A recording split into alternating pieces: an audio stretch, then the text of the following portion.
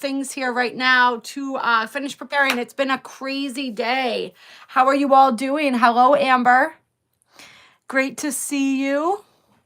Hello, Dee. Hello, Annika. My laptop's not turning on. I think I need to plug it in, so just give me a minute here.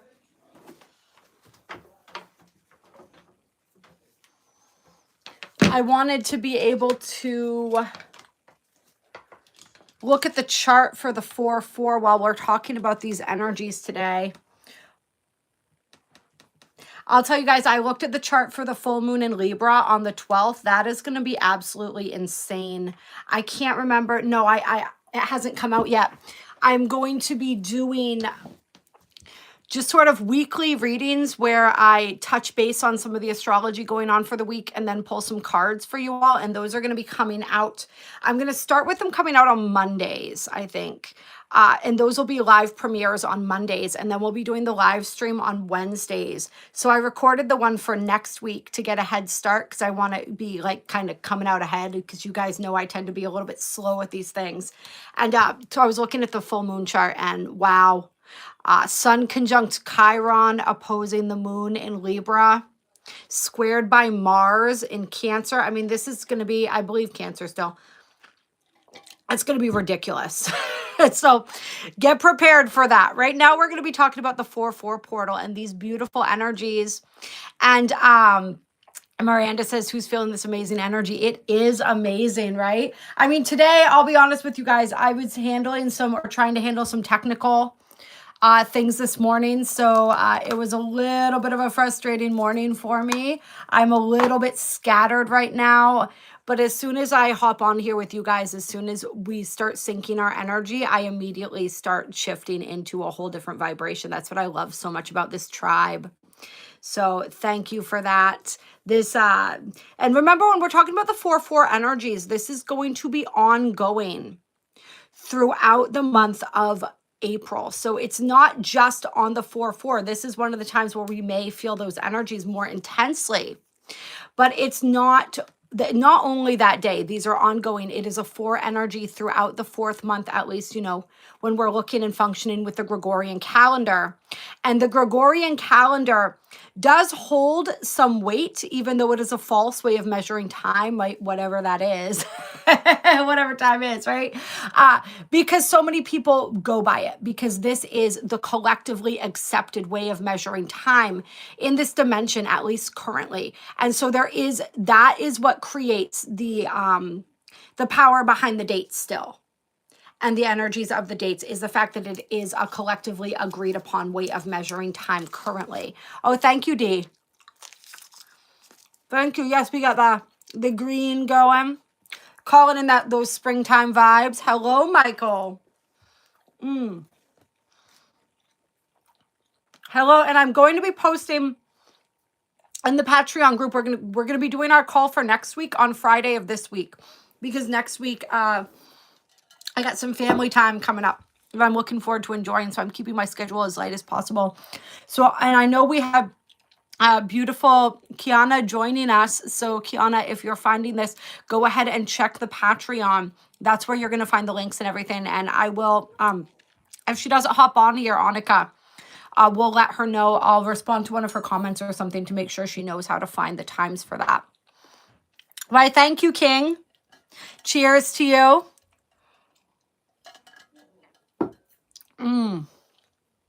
You thought yesterday was Thursday, Amber. I'm always that way.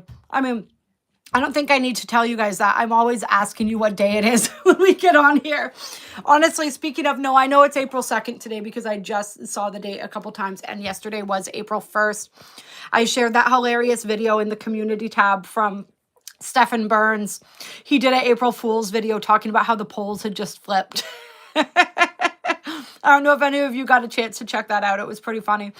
I got like almost a minute into it where I was just kind of like, is he for real? What's going on right now? I mean, I know we just entered the golden age, so anything's possible. You know what I mean? Like, changes can happen pretty quickly. But I'm like, I feel like I would have noticed something going on.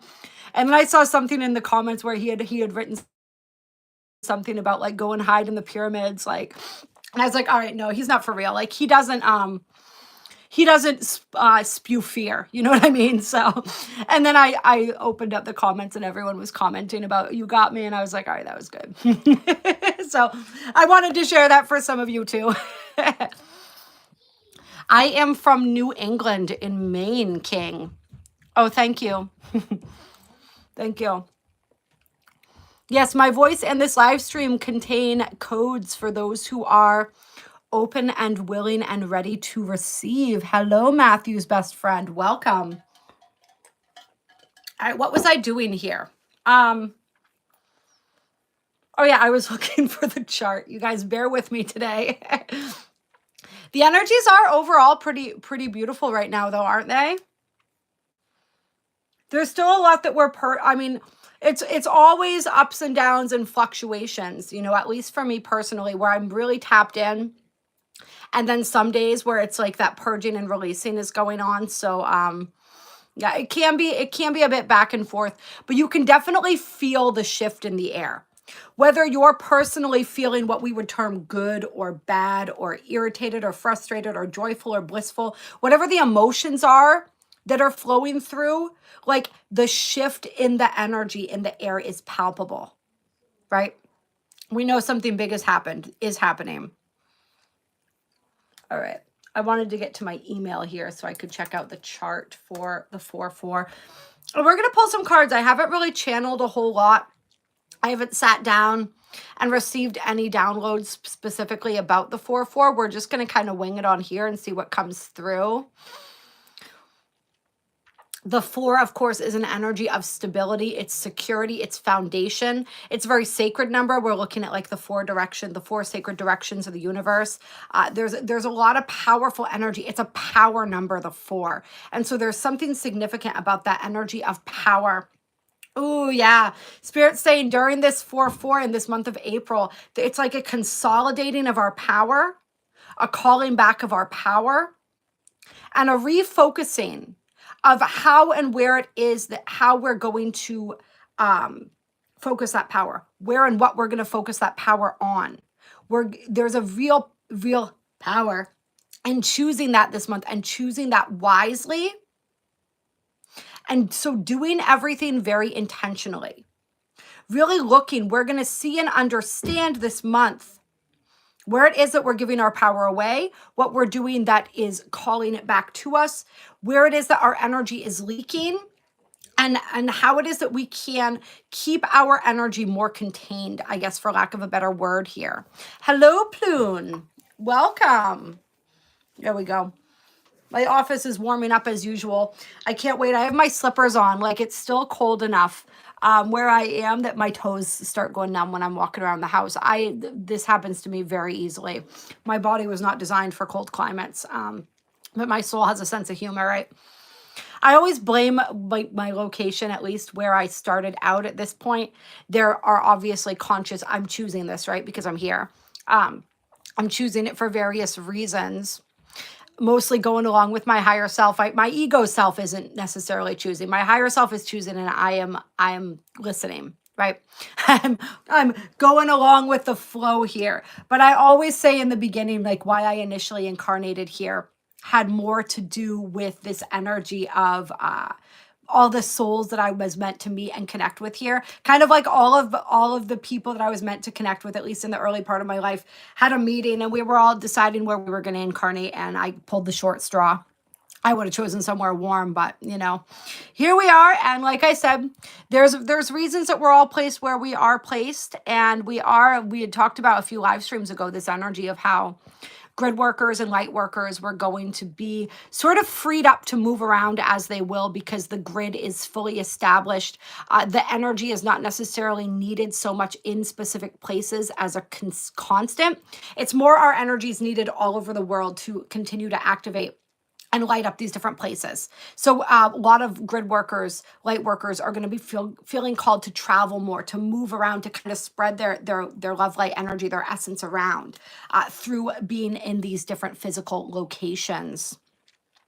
And bye, King. It was nice to have you on here. I don't know if he's still on there or not, or I'm assuming but cheers. I would say yes, Darwin. I would say, yes, I do. All right, so pulling up this chart here. And nothing's really accidental. Like, we have these conversations where, like, it seems like they have nothing to do what we're going to be talking about with the energies or the live stream, but everything's connected. All right, so talking about the energy of the grid workers of travel, I'm feeling like that's going to be really relevant for people. Around this 4/4 portal, people may be getting really strong callings toward places that they're being drawn to travel. I'm feeling moving too.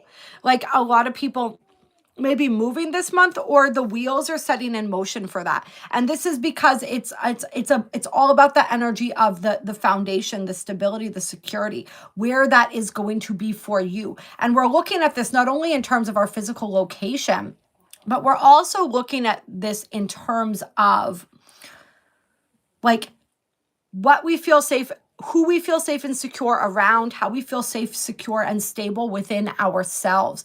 And there's a big, powerful energy with the archangels. I always think of the archangels when I think of the number 4 and the power of 4. So I don't know, their energy, I'm just feeling it really strongly right now. And this strength and connection to them as we're moving through these energies. Amber says, not sure I can light it up here. Maybe do some traveling in a few years. Yeah, whenever. We're all called at different times, and we're all, I don't want to say we're all able at different times, because honestly, like, we are able and capable of anything. The only limitations are the ones we put on ourselves, truly. Sometimes it seems there are more complications in the physical realm. And that's what I'm practicing right now, is learning, all right, how do I just turn that over? How do I turn over the house to the universe, right? And simply allow what I am, and by the universe, I essentially mean my higher self, right? Because we are God, we are everything.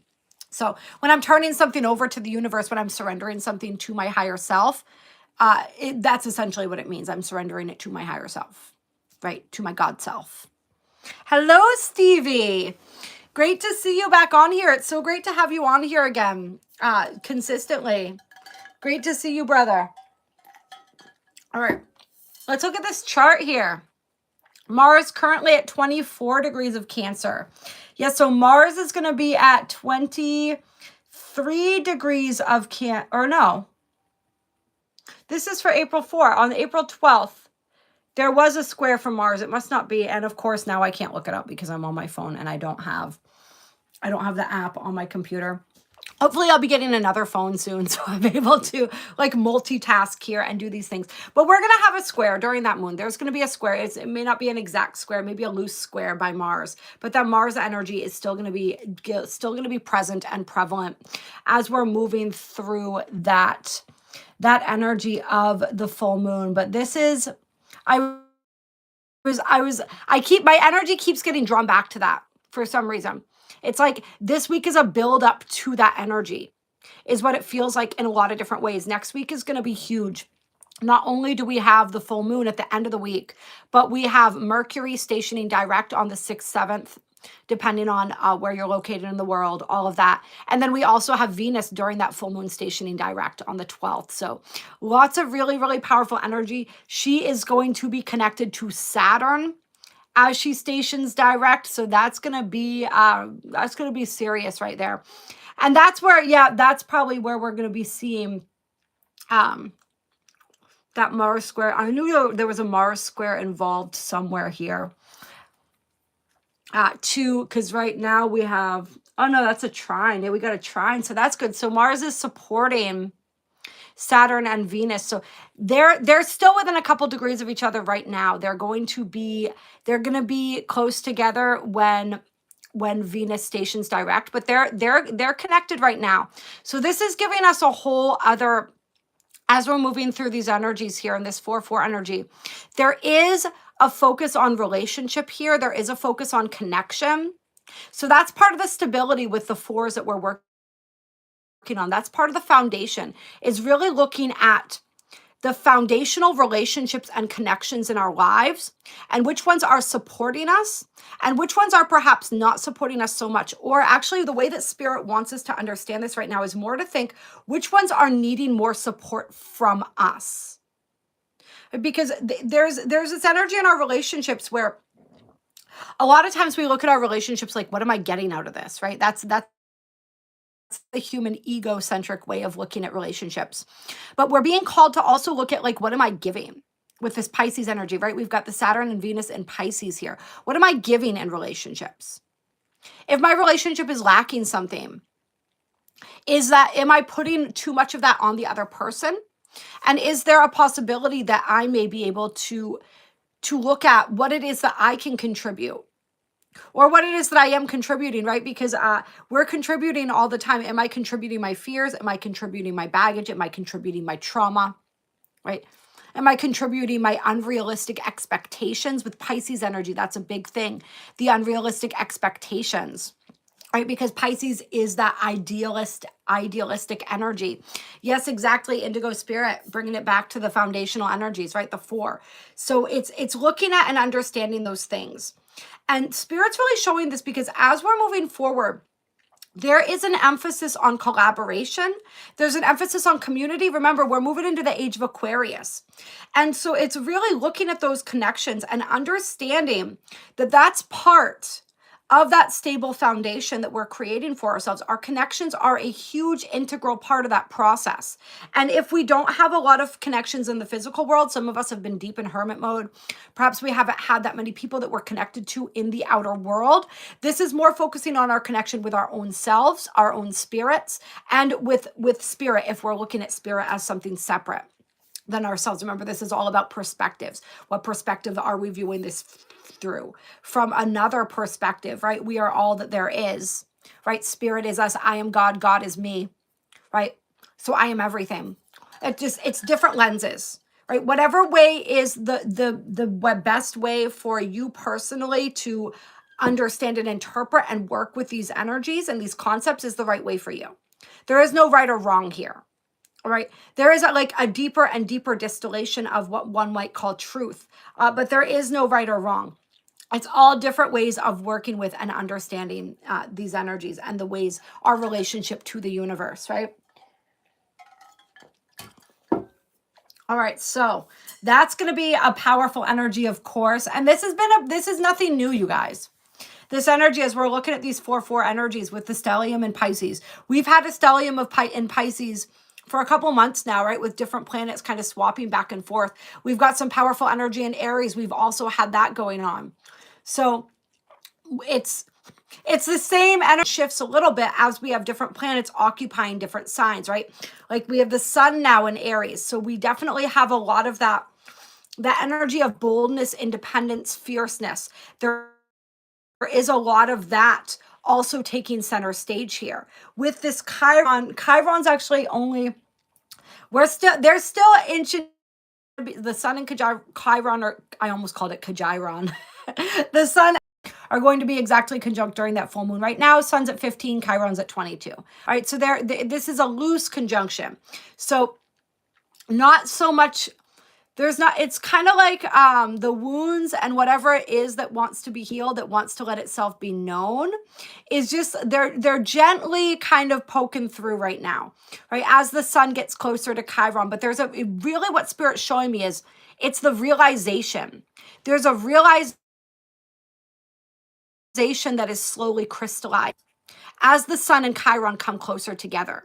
And that realization is some sort of epiphany that each and every one of us is going to have in our own way, whether consciously or unconsciously, but it feels pretty conscious for many of us, about some type of wounding, some type of wounded way that we have been relating to the world. And there's a shift. This is like a hanged man energy. There's a shift that's happening here. So it's dawning very slowly as the sun and Chiron move closer together. And it's going to become really clear and apparent during that full moon. But that full moon is going to offer us an opportunity to break through surrounding these energies. And because this is I almost said an eclipse in Libra, as this is a full moon in Libra that we're moving up to, that energy is probably going to be, it's going to have to do with relationship. Like our breakthrough might come through our interactions with other people and what it is that we're noticing about ourselves through our relationships and our interaction. So right now with it's all about this energy, right? With Venus and Saturn together and Pisces, this is very much about that. A lot of this relational energy is a big theme as we're moving through April. Anything else for the 4/4 portal that is significant? Moon's going to be in Cancer.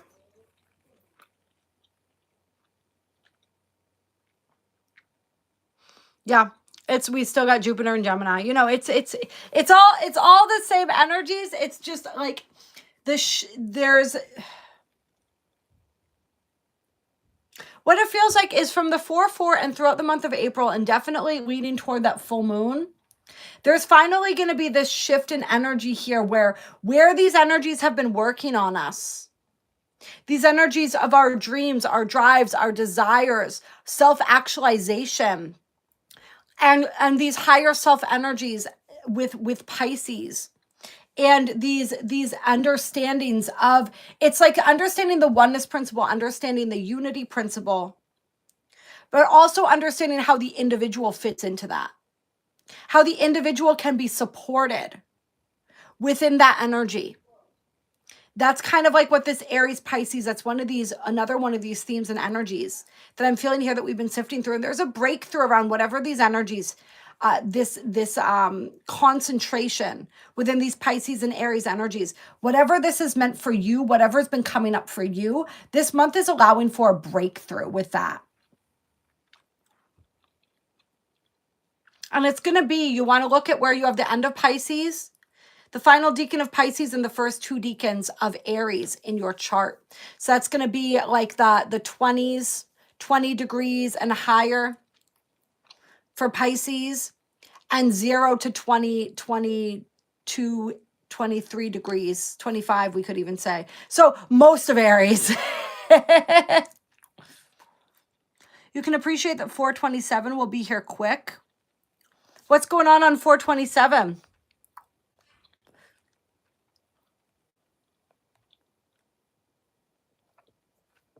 Is that somebody's birthday? Solar return? All right, I'm being called to the Tarot of Dreams. And the Psychic Tarot here. We're going to talk about this 4/4 energy.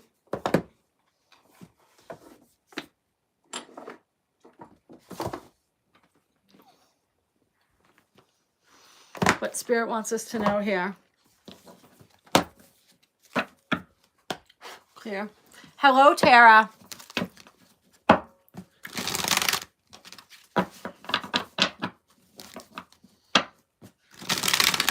It feels like and it's so like trite, right? So overblown in a sense where like every portal, everyone always says, this is a portal of possibility opening, you know, because they are. But it's something really powerful with this portal surrounding that. It's like a doorway that's opening. I know this is so redundant, but I'm seeing like butterfly, dragonfly energy here. Hello, Linda. Tell me more about this, Spirit, the 4/4. 4/4 energies here. Oh, this is so interesting. This came out in the, I think it was the Pick-a-Pile readings that just came out. Got the King of Pentacles here. I'm being drawn to his headdress right now in this card. And I'm feeling that energy of emeralds. Emeralds and rubies for some reason. And I do believe those are 2 of the stones on the breastplates of the Essenes, the rubies and the emeralds. Yes, Stevie, email me. I would love to do that with you. Oh, happy birthday, Julie. Beautiful. So I've almost got your solar return chart up because the planets aren't going to move that far in the next couple days. I'm looking at the 4/4 chart right now. So yeah, it's going to be quite a year for you with all of this action here. Definitely a year of revision in your relationships and in your perspective with Mercury and Venus both in retrograde during your solar return chart, and Venus retrograde with Saturn here. So a lot of karmic closures. This isn't always a bad thing though. When we talk about this, it's like lessons around love, around connection, around independence, all of these different energies. Oh, the new moon on April 27th. Okay, perfect. Thank you. The day before your daughter's birthday. Oh, that's beautiful. Yes, yes. New moon in Taurus. I'm looking forward to that one, being a Taurus sun myself. That feels powerful. Taurus season really feels powerful. Taurus season, like really right through the summer. Once we get into May, it feels like the energy is just going to take off. So this is like the building point, right? Get it for structure building. The building point for that energy. It's like during April, we are having this opportunity to start building up our reserves, right? So this is like, I'm thinking of like a bear in hibernation here. So this is building up our emotional reserves, building up our physical reserves, getting all our ducks in a row. It's really a great month to do that, to set that foundation that's going to allow you to be successful when things really start popping off. Once we hit, I'm feeling like May 1st, it's on. And so really with that new moon in Taurus, we could say, because that's a few days before May 1st there. Yeah. Yeah. This is the buildup. Yeah. What do we have here? We have the Three of Pentacles. In this card, he's hard at work. So Spirit's saying with these two cards together, this is what are you creating? What are you building? Fine tune that focus right now. Where it is that you're putting that energy. I think we had talked about that earlier. Got Justice. This is cause and effect. And this is the Libra, right? Libra energy. Understand the effect that your actions have in your physical world. Not just your actions, of course. We're also talking about, thoughts, words, all of that, vibration. But your actions very specifically, are highlighted here.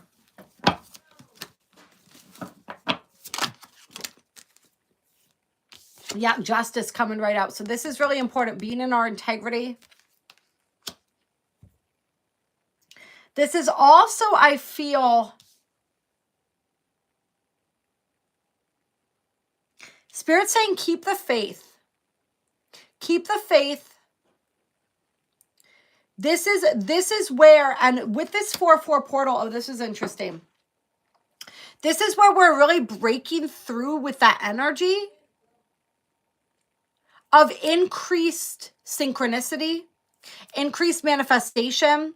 It's like the lag time is shortened here because the energy that we're stepping into is of a higher frequency, a higher vibration. It moves faster. So Spirit's saying like the energy that we put out is returning to us more quickly. So be aware of that. Be aware of that. This is positive energy if we're putting that out there. And it's also can be if we're putting negative energy out there, that can come back to us very quickly too. And we're going to see this even in our little daily activities. Like where a car cuts us off in traffic and we swear at them and all of a sudden some energy comes back around, this boomerang effect. We could just see it in the way that our own state of mind is impacted by the choices and decisions that we're making by other people. So we really want to look at the ways we're treating other people, the ways that we're treating ourselves, where it is like, how are we focusing that mental energy? What are we focusing it on? That energy, that Spirit just wants to keep reiterating that. Really pay attention to that moving forward. Indigo Spirit says the synchronicities are off the chart. It's wild. Hello, girling. We are doing a collective reading right now, so we're not doing personal questions. You can ask a question about just a general question if you have questions about spirituality, energy, ascension, laws of the universe, you name it, anything like that. Yes, absolutely. Personal questions about like tarot reading questions, you can email me if you have a question. Yeah. Yeah, Kali Yuga just ended. Of course, it just ended, but there's still a lot of people who are living in that vibration. So it's going to take a while to filter itself out, right? I love that. Daily gratitude, meditation, and journaling. That's beautiful.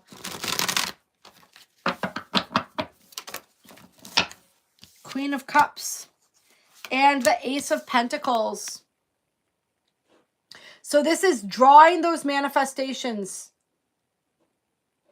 toward us through our heart space, or really what it is aligning within our heart space, right? Because when we say drawing them to us, it's not necessarily that they're out there somewhere, right? Everything is within.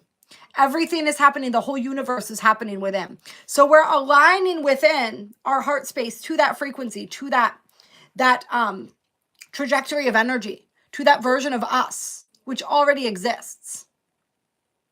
But coming into alignment within that heart chakra here. This is interesting too. There's an interesting message coming through here for someone. It's like this energy of jealousy. So Spirit's saying for somebody here, don't advertise too much about what's going on in your life right now. This isn't to say don't share the good things that are happening with people, but this is saying like, don't overshare. It's that energy of like moving in silence.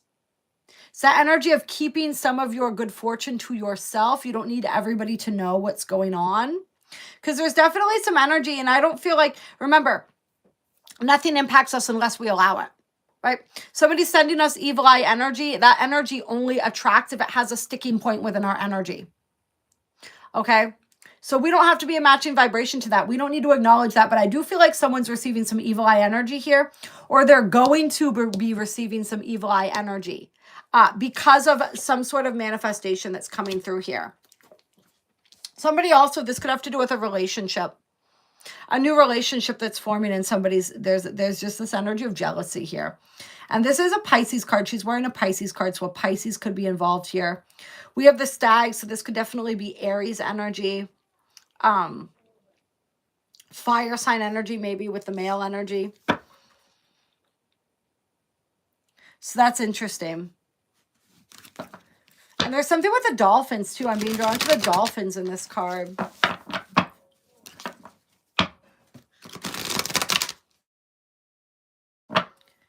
I feel like somebody, like the dolphins are one of your power animals, and they almost want to like help you to clear your frequency and help clear some of this negative energy that's kind of like hanging around, trying to make its way into your energy, so to speak.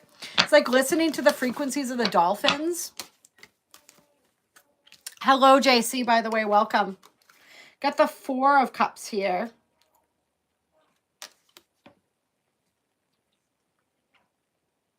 Moon in Cancer, but this is feeling like Mars in Cancer here.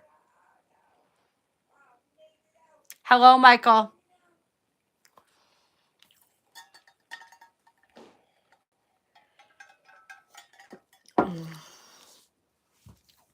What am I feeling with this?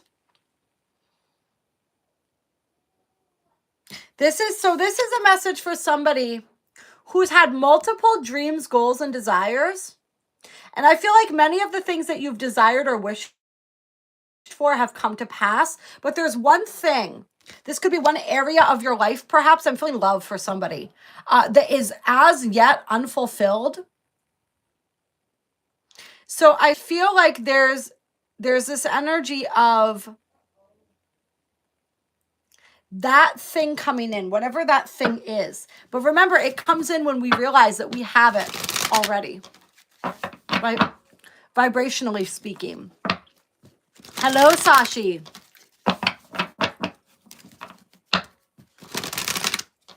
Tell me more about what this is that we're dreaming of.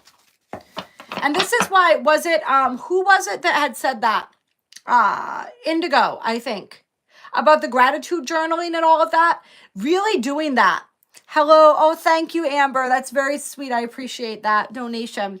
I think Amber had talked about this. That energy of gratitude is so important because remember, whoever this is, already manifested 3 things that they were really desiring. There's only one thing that they still feel like they don't have, right? And of course, that energy of pining over it is the thing that's separating them from it. But it's like, be grateful for the things that you do have.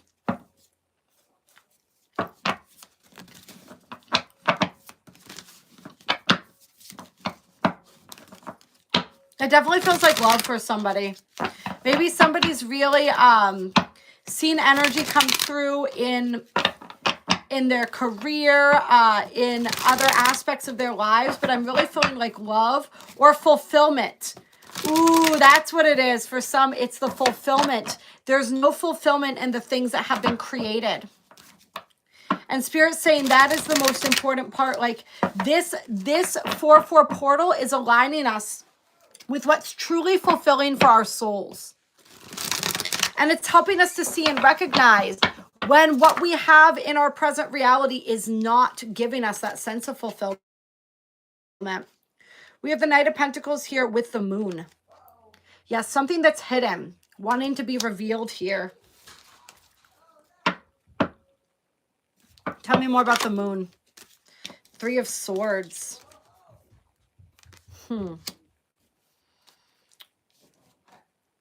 This is a betrayal. This feels past life, this energy here.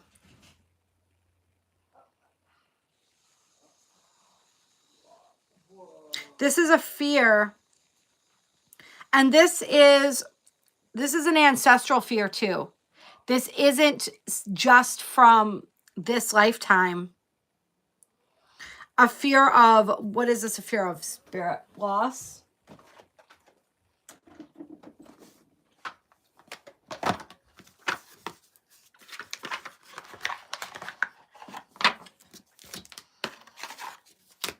Fear of having, for fear of losing.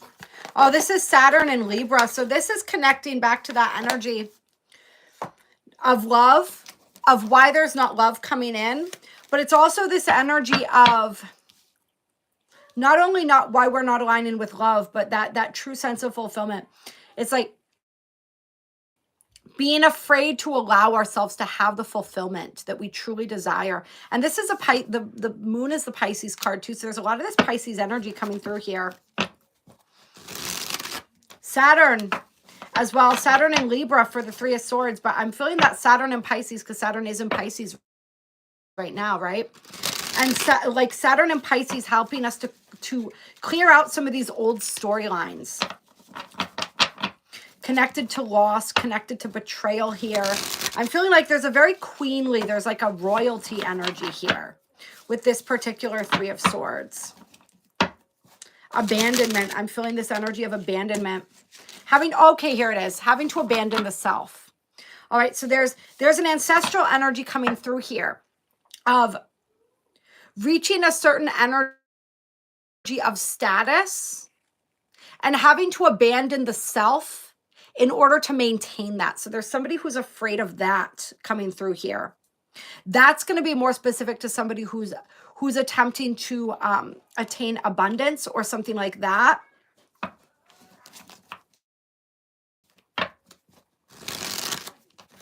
Sacrifice. It's that energy of sacrifice.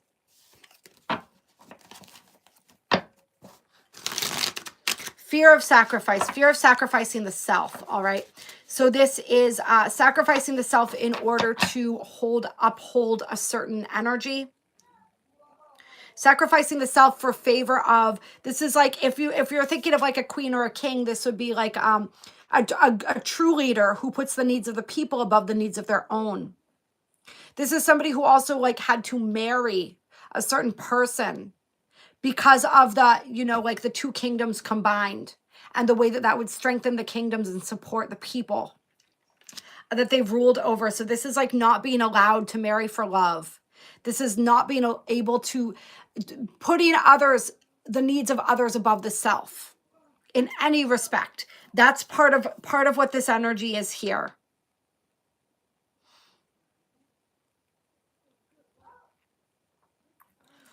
Sacrifice. I'm feeling like having to sacrifice children for some reason. There's an energy of that.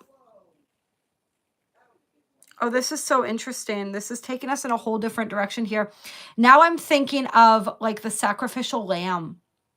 And this is a phrase that I've been hearing in a lot of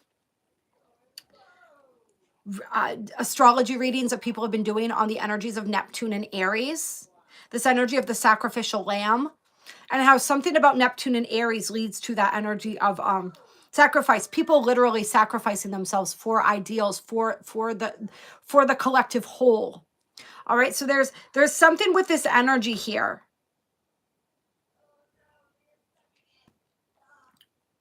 And I like, and this could be some of my own belief system and bias coming in here. But I like to imagine that we are moving into a paradigm where we don't have to sacrifice ourselves for others, where everybody can win. Right? But this was the paradigm, this was the energy, the having to sacrifice the self for the greater cause, for the other. And hello, welcome, by the way, Elicity.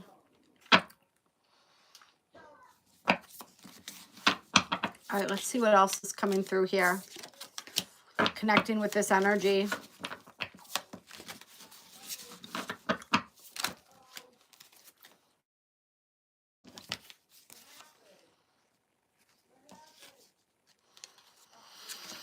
A lot of water energy coming out here.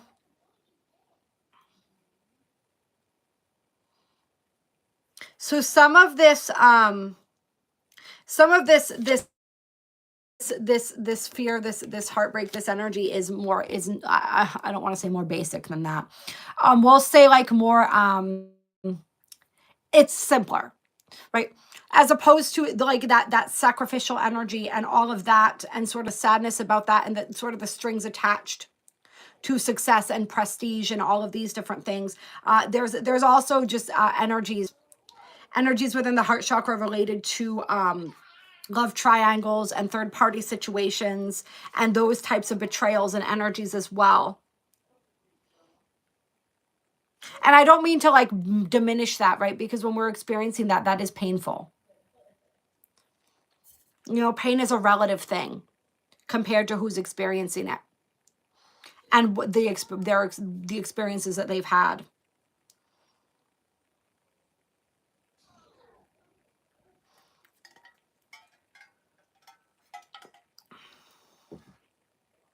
Feels like a big release of energy here for some people.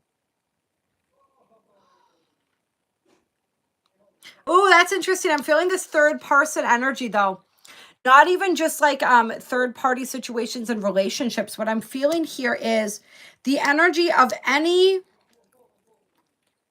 the pain of anyone outside of the self having an undue amount of influence over the life of the individual. So this could definitely take us back to this energy of right, being a queen or a king or a princess or any of that. This could take us back to the energy of even being a subject of that ruler, right? This could take us to anything. Wanting to live up to the expectations of our family, our children. This is wherever it feels like our power is being taken away, or our power and our control over our own lives has been diminished. That's what I'm feeling. There's like a releasing of that energy. Absolutely. Amber says, how about just a broken heart? Of course, absolutely.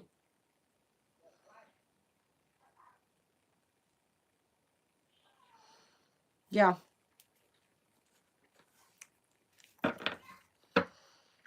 So definitely a big, it's a release of energy, a release of the need to conform to other people's expectations. There's just like this big clearing around those and all kinds of other energies here coming in. Responsibilities, burdens. This is the whole 3D paradigm that we're talking about, right? All of these, it's like a clearing of all of those, that wounding around all of these different aspects of the three-dimensional paradigm, the limited paradigm that we're moving out of, the Kali Yuga, the dark age that we're moving out of. So in a lot of ways, April is like, and this 4/4 portal, it's like a flushing out of all of those old energies and a building upon the new energies, beginning to build upon the new energies. And the dog. So there's this energy of support coming in too. Calling in that support that we need.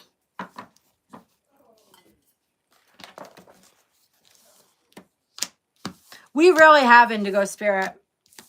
Indigo Spirit said we've come a really long way over the past couple of years. Seriously. Yeah. And what it is we're just getting better and better at releasing, right? It's happening more and more fluidly. We're becoming less and less attached to the stories, to the limitations, right? Less attached to this version of us. Knowing and understanding that we're always going to evolve. I did kind of my own sort of individual ritual. I've done a couple of them over the past few days, and they're very simple, right? One of them was just simply speaking and calling my vision into being. Another one was releasing attachment to any version of me that I've experienced so far. Like really fully surrendering that. And being like, it's okay that I have no idea who I am.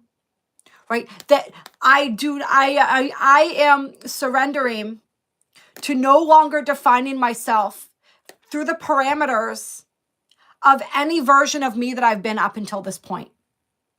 I'm allowing myself to be a fresh slate, to just start knowing myself as I am right now, having fun playing with this version of me without needing to define it through by past parameters or standards. Yeah, it was really fun. It was really beautiful and freeing. All right. My eyes just fell on the 133 here. So I'm feeling like that may be a number for somebody.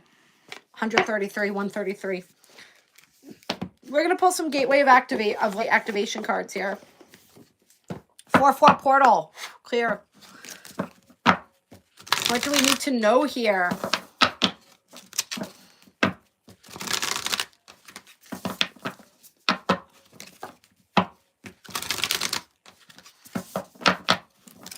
Tell me what we need to know about this portal. Activations. We have the Gaia gateway activation, learning experiences, wisdom transmission, earth intelligence. So that connection with the inner earth opening up. This is why, remember I said there's nothing ever is discussed by accident on here. We were talking about grid workers at the beginning of this, moving around to different places on the planet.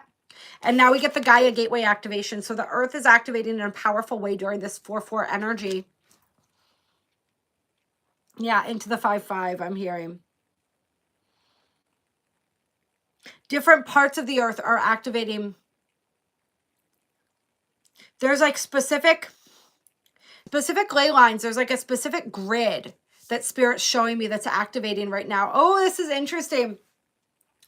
And as we move forward through the next couple years, through the next few years, it's going to be different. It's Spirit showing me like different sacred geometries that are being created through the activation of specific ley lines at specific times. Spirit's not showing me fully what the purpose of these specific geometries being activated at specific times is. We can all use our imaginations to try to figure that out, right? But it's definitely, I'm being very clearly shown this. And go ahead, if any of you haven't liked the live stream yet, please make sure that you do. So, yeah.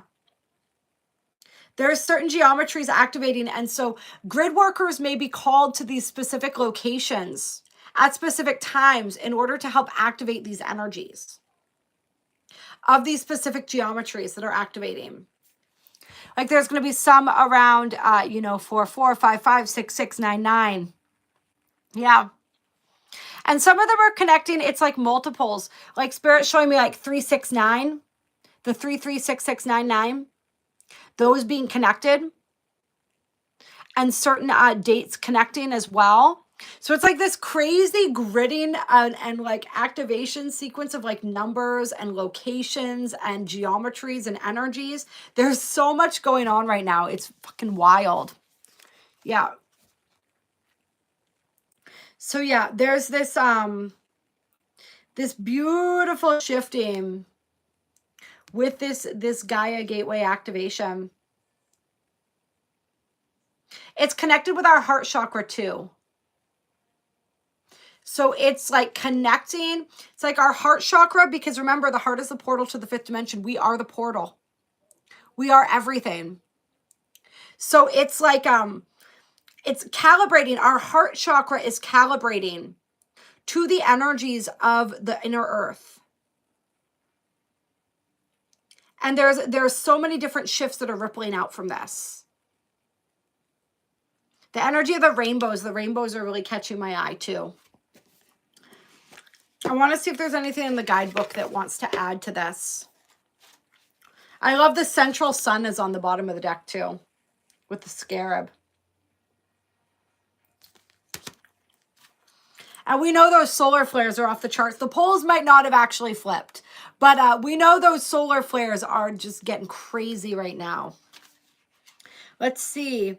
And of course, I open up to Earth Star activation. So much activating within the Earth and the inner Earth right now. All right, let's see. This says, and oh my God, you guys too. So the Gaia gateway. This says the Gaia gateway is the chakra that connects us directly with the mind and intelligence of Mother Earth. This also feels like the cosmic heart chakra, the cosmic heart gateway, which is, I believe, the 13th key that's going to be activating this year when we're talking about the ley lines with the 8-8 Lionsgate portal. And the 4-4 and the 8-8 are always kind of connected. Remember how I talked about the 3-6-9 portals being connected? The 4-4 and the 8-8 are very much 4-8-12. All right? Those are very much connected as well. And so there's an energy here with that, this gateway connecting to the Lion's Gate, connecting to that key that's opening. And let me see. Yes, I've got it right here. I'm gonna look this up and connect this here for just a minute. With this, the gateway here, the 13th key that's activating. We see chapter 24. Oh, does this tell me what page chapter 24 is on? 472. That would be helpful. All right. Hold on just a second. Stand by, guys. Here we go. All right. So, key 13. The heart chakra, cosmic and earth gateway, the sacred law of love. Galactic guardian is Sophia, the divine mother of creation. All right. Yeah, so the 13th key portal is found at the center of the earth. That is our mother's infinite crystalline heart that gives all life force within, that requires light and life on earth. The earth's gateway, entering into the cosmic gateway of infinite potentials. Here the divine mother will envelop and embrace us in her infinite unconditional love for her beautiful fractals of creation. The 13th key and dimension is where we bridge to the infinite being of source, the divine mother and father who are the infinity of both 0 point and infinite possibilities of dimensions. The number 13 represents the collective of all the divine mothers. And then we list out many essences of divine mother, representing the infinite power of love. Therefore, it holds the potentials of both endings and new beginnings in creation, which is also the 9 energy, right? It also contains the wholeness of the creators of our universe, which are the 12 seraphim plus 1, the daughter of the flame, equaling 13. This princess is the divine mother Sophia and divine father Christos, first creation and seeds of their infinite love. The very first fractal that our infinite flamed source created, which then individualized its consciousness, springing out into the vastness and mysteries of the infinity of the dark void. The first expression of the divine mother and her creational abilities through her sacred womb.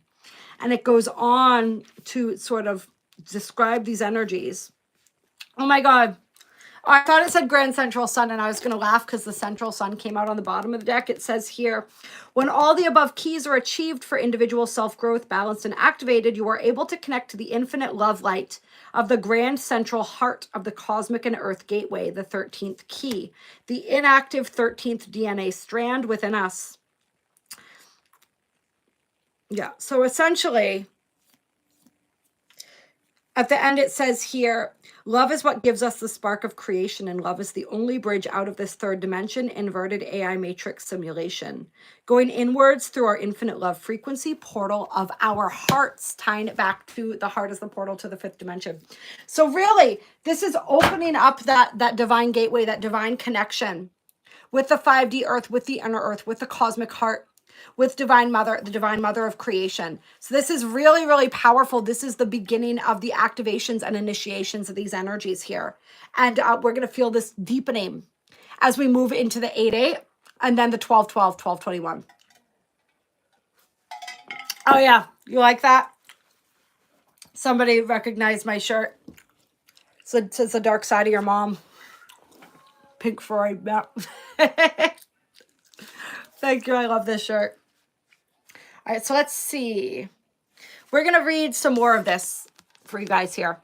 So it says, the Gaia Gateway is the chakra that connects us directly with the mind and intelligence of Mother Earth. This chakra is not very well known, but it is now being acknowledged as one of the key energetic spaces we can connect with to activate the ascension process. For many years, ascension has been thought of as moving beyond the limitations of the body and transcending the physical realm. But it is, in fact, the process of becoming present in the body in full awareness of the spirit within. The Gaia Gateway is found below our feet under the Earth Star chakra. But when we're connecting to it, it's best to imagine it in the center of the earth, like we just said. The best way to describe it as a wormhole or portal. We'll say portal because wormholes, I do believe, are artificially created. Portals are natural, naturally created, natural biological things. In the center of the earth that allows us to connect directly with the non-physical intelligence of Gaia, the spiritual presence of planet Earth. The Earth is a highly spiritual, intelligent, and aware being. She has lived through many challenges and experiences that have led her to where she is today. No matter what has served up to her, what has been served up to her, or how many of us have mistreated her, she has found a way to survive and thrive. And we know she is right now ascending her consciousness, ascending her being, returning to her infinite crystalline nature. And as she is, so are we. Quinlan, what do you mean you have neither portal? You have all these chakras within you, whether you're aware of them or not. What do you mean the universal energy for reconciliations? Reconciliations with people from your past? Is that what you're talking about, girlie? Let's see. And the message that goes along with this, the more applicable message, right? A little bit less esoteric of a message here, is sometimes it's not our role to know how everything will unfold. When you draw this card, it's a reminder to trust the plan. The wisdom of Gaia is with you at this time, and you can enjoy the natural expansion that is taking place. And this is important, right? So what Spirit's saying is we don't have to understand and analyze everything. Yeah, we're being given a certain amount of information on here. Some of it, honestly, like some of the stuff that I've shared with you guys, I kind of understand it, and I honestly kind of don't. You know what I mean? Like, it's some of it, it's like it's coming through, but we haven't fully filtered, and it's like we're understanding it. Like it's, oh yeah, the Spirit's kind of laughing at me right now. Spirit's saying that it's my ego that's trying to understand it. So Spirit's saying that on a super conscious level, when I'm sharing this, even if some of it sounds like gobbledygook, like everyone's higher self who's here receiving this information is receiving it and internalizing it. And our higher selves know what it means, even if I don't, or we don't necessarily understand what all of it means. So, and I know this kind of sounds like a cop-out, right? Like I'm saying, don't worry if I don't make any sense. It makes sense to your higher self. But that's really what it feels like right now. Like what Spirit's saying is like, you understand this in your higher form. Even if you don't, and beyond the words, the energy that's being transmitted, your higher self understands. And that is the energy of this 4/4 portal. That is the energy of April. That is the ascension energy that we're moving through right now. So don't try to understand it all. Be in the energy. Allow it to unfold. Allow everything to unfold naturally, as it is, as it will. All right. We always talk about how we tap into these energies, but it's all organic. It's all happening if we allow it. And by if we allow it, I just mean if we stop resisting it. All right. So don't resist the natural flow of unfoldment. The natural flow of the unfoldment of your being is how Spirit wanted me to put it. Okay.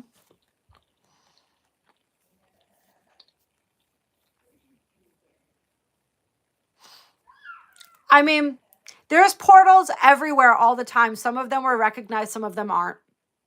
Some of them would be more, if they're being created by technology, then they would be more like wormholes.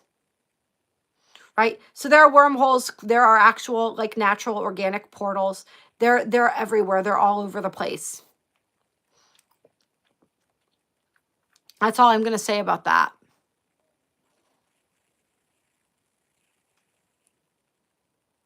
So, Girline, what I want to say about that when it comes to the connections in our lives, Divine Mother has nothing to do. Spirit, God, really like any outer force.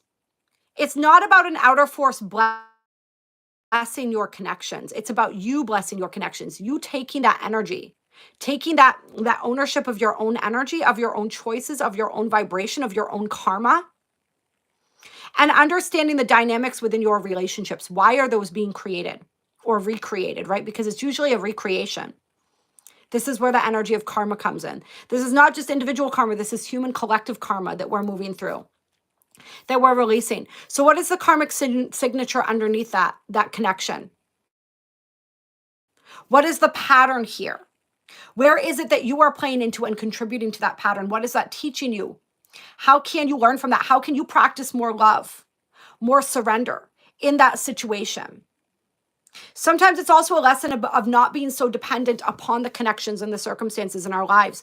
Having that dependence, or not even dependence, I don't want to say, but having that connection with our own higher selves, with our own divinity, and not worrying so much about the outer connections in our lives, seemingly outer, right? Because everything is us. Everything is an expression of us, right? But we're not going to get into that. We're going to keep it more simple as we're talking about this. So just understanding that I have no control over other people. All I have is control over me. But I can build an awareness of my interactions with other people, what I'm contributing to that interaction, what wounding within me is contributing to that interaction, right? Where I have these repeating interactions, which tells me that it's definitely something within the karmic signature, the energy signature that I'm carrying that needs to be addressed. And knowing also that people make their own choices as well. Like we said, I can't control other people. I can only control myself. I can show up in love. I can show up in a full willingness to examine my side of the street, so to speak, right? My own energetics, my own traumas, what I'm bringing to the table. And I can do my own healing work. And then I will either remain aligned or fall out of alignment with people. They will either do their own healing work as well and meet me in the middle, or we'll fall out of alignment and I'll fall into alignment with other people who will. Does that make any sense? So it's not about an outside source blessing or not blessing that energy. It's about us having the experiences that we came here to have so that we could learn the lessons that we came here to learn in relationship. Yeah. You're never lonely if you like the person you're alone with. That's one of my favorite quotes. Sometimes when we're so afraid of being alone, that energy actually becomes a self-fulfilling prophecy in the sense of like, because that fear, we're always, I'm emitting that fear frequency of like, I don't want to be alone. Please don't leave me. Please don't leave me, right? That's an abandonment wound. When we do that, we naturally begin repelling people. Because that is the frequency that we are creating. That is, we're so focused on not wanting to be alone that we're actually creating that exact thing that we are fearing. So it's about It's about learning to be comfortable being alone, that you're never really alone. You are the universe. The universe is you, right? It's an illusion. And it's an initiation that most people go through on their spiritual path, that energy of isolation, of loneliness. We call it hermit mode on here. Sometimes we have to go through that. That's part of our initiation into our higher awareness, our higher consciousness. I offer one-on-one coaching. If that's something you're interested in, reach out to me, Girlene. Otherwise, just keep showing up here.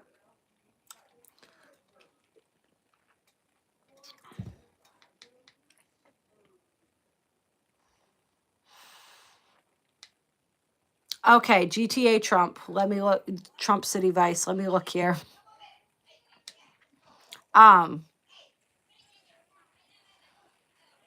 So essentially you're saying that you had to quit drinking, so you switched to smoking lots of weed. Is that what you're saying right now? And you're asking what that's doing to your energy field? Am I picking up on that correctly? Any substance that we use in a dependent fashion, this is going back to that energy of dependency, right? These are all different versions of dependency, depending on something outside of ourselves, as though there actually is anything outside of ourselves, right? But that's a whole different conversation. So it's another form of addiction. It's trading one addiction for another, right? As somebody who is in long-term recovery, I can speak to this, right? I'm working through it on my own right now. Food. I gave up drugs. I gave up cigarettes just recently. Right now it's food, sugar, caffeine, right? There's always something until there's not, but there's always something. You know what I mean? For some people, it's love, it's relationships, right? Like with Girlene, it's all, this is the process of a spiritual initiation, where we come up to each thing that we are depending, each thing that we are giving our power away to, because when we depend on something outside of ourselves, when we're addicted to anything, meaning that we can't go without it. When we go without it, we go into a tailspin. When we go without it, we instantly get anxiety. We feel the need to reach for something to replace it, right?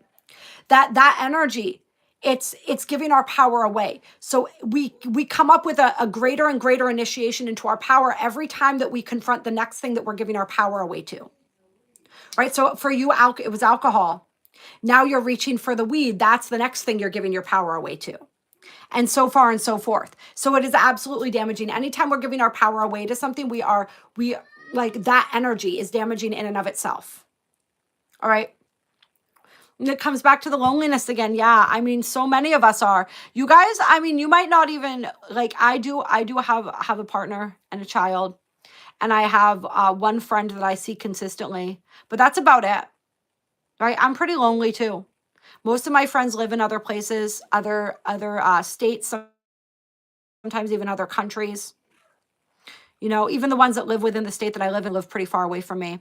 I spend a lot of my time alone, or, you know, with my partner to an extent. But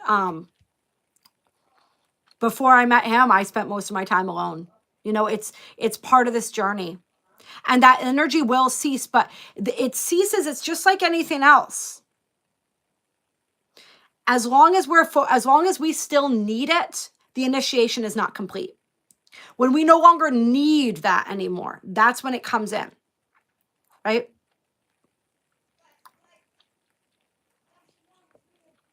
So when I say need that, that could be anything, right? Could be drugs, it could be sex, it could be food, it could be just connections in general, it could be whatever it is. As soon as we no longer need it, that's when the initiation is complete. Until then, there's going to be that tug of war of energy. We're still giving our power away to it. Oh yeah, I mean, there's so much scientific proof of this, that thoughts do manifest themselves, that matter and the way that matter reacts has to do with our expectations with the observer. All right.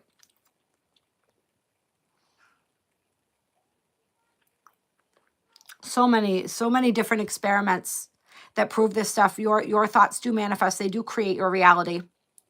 I mean, I believe that quantum physics has even proved that nothing actually exists until we focus our attention on it. Exists. Because you are the creator. Isn't that wild?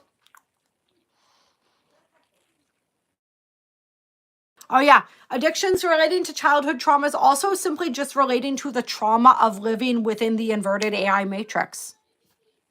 You know what I mean? Like, it's from the moment we come out of our mother's vajayjay. You know what I mean? Like, it's trauma, straight trauma in this dimension. That's what it has been up until this point. We're changing that energy now.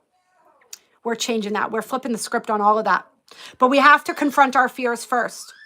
We have to take our power back. We have to be shown all the places where we're giving our power away and be willing to step up to the plate and say no more. I take that back. I take my power back. I take my attention back. I take my focus back. We have to we have to be confronted with our fears and overcome them through accepting them. You're afraid of being alone? Commit to 2 weeks of complete solitude. I mean, I'm not a therapist or anything like that. So don't take everything I say with a grain of salt. You know what I mean? But it's that kind of an energy.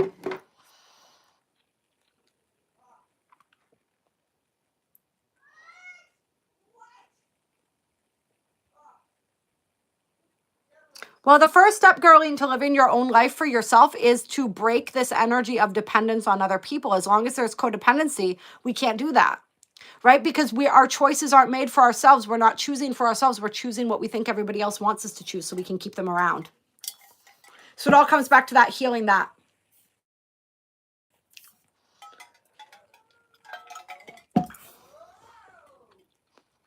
Linda, being feral can be fun. Absolutely.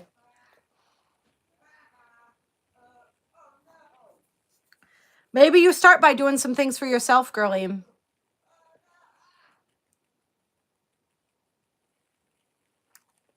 Start with doing some things for yourself. Maybe finding the courage to ask one of your friends to help you do something for yourself.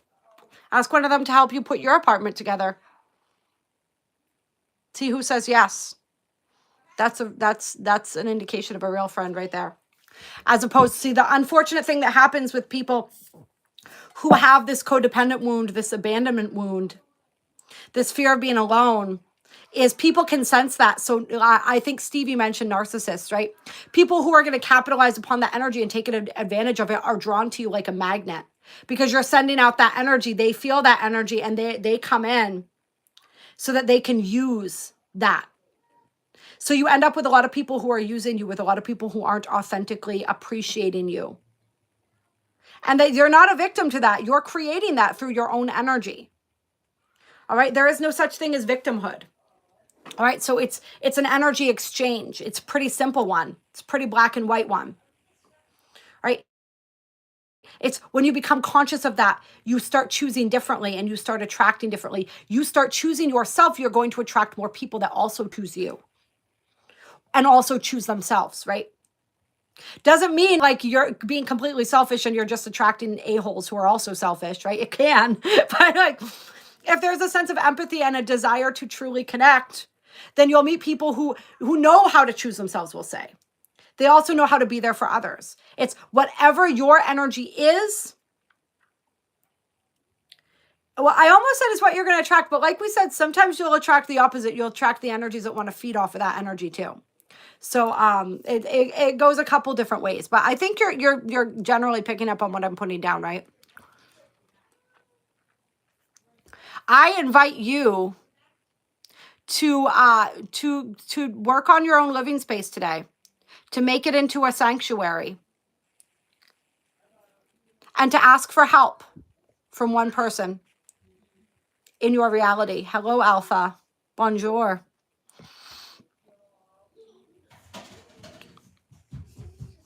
Yeah, so that's part of the root of the wound in this lifetime that you just mentioned, Girline.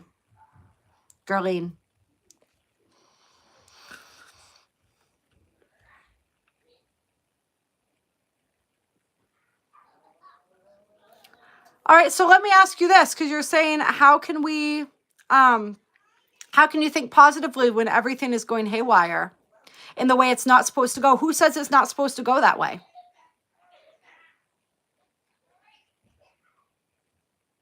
Why is it not supposed to go that way?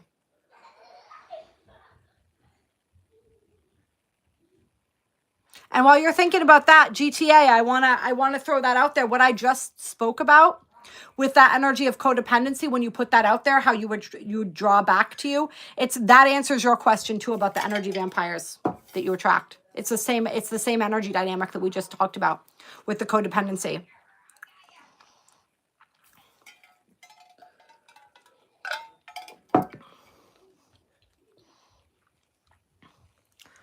Like, who says it's not supposed to go that way, girlie?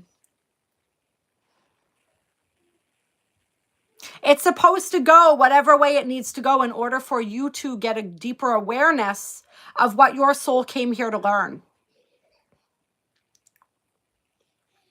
If we are living our lives in self-defeating habits and cycles, consistently giving away our power, consistently not choosing ourselves, how can we expect a reality? What kind of reality are we expecting to be creating through those choices? What kind of reality are you wanting to create when you say things aren't going the way that they should? What do you want in your life? What do you want to create? What are you truly desiring? Once you know what you're truly desiring, you need to take the actions and think the thoughts, and it's going to take some training. It's going to take some practice that align with that. And you need to look at everything that you're choosing, everything that you're thinking, everything that you're doing. That's what you're choosing, right? What you're thinking, what you're focusing your attention on, the actions that you're taking, that's what you're choosing. You need to look at that and say, does that align with what I want? If not, then it's up to you to make those changes. And to maybe take a look at some of the stuff Stevie's referencing in the chat too.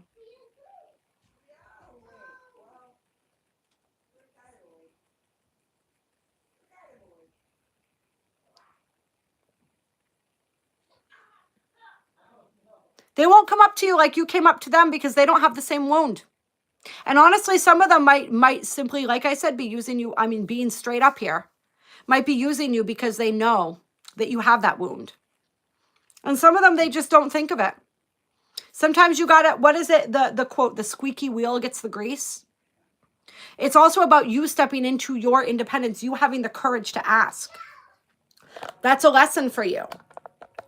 That's a lesson that you need to learn, to ask for help, to know that you're worth that. And also to be comfortable being alone. Honestly, I think that's the biggest mission for you. That's the biggest invitation I would have for you, is to spend more time alone and to choose yourself more often. Yeah, of course it is pushing healthy people away. You got to learn to love yourself first. You got to let yourself be okay being alone.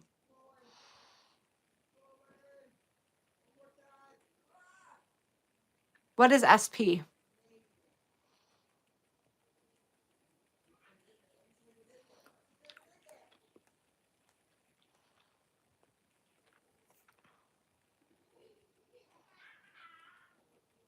Isn't that okay? GTA, there's my point right there. I love that you just said that. GTA said, I've often heard from people that they really enjoy being alone, but these are the people who aren't usually alone. Okay? Case in point, when you no longer need it, that's when you get it. All right, that's when the energy flips, when you don't need it anymore. The people who love being alone are the people that don't care whether they're alone or with people. As a result, time with people, right? Because it doesn't matter either way. That need, that desire, that energy of I need this, I have to have this, or I'm not okay, doesn't exist. Therefore, people are naturally drawn to them, because they have perfected the art of being alone and being okay being alone. It's just like the energy of, like, when you're looking for love, you'll never find it. As soon as you stop looking, it drops right into your lap. It's one of the greatest ironies of the universe, right? I've laughed about this with consistently. This energy of like, as long as you want it, you're not going to get it as soon as you start. You know what I mean? And need is a step above want. All right. Need has an even more, the frequency of need, feel into that. I need you versus I want you. It's levels. That is a more repelling frequency than want. I know for me, like the energy of people needing me, it's one of the things I like least in the world, is feeling that energy of being needed. I enjoy being wanted. I enjoy being appreciated. I enjoy having a positive effect. But that energy of need, it's like this energy just, it's like a vine that wants to wrap around you. You know what I mean? And kind of like suffocate you, hold you in a space. And that could be some of my favorite commitment and energies too. But you know what I mean? There's an uncomfortability to the energy of that. What else do we got going on here?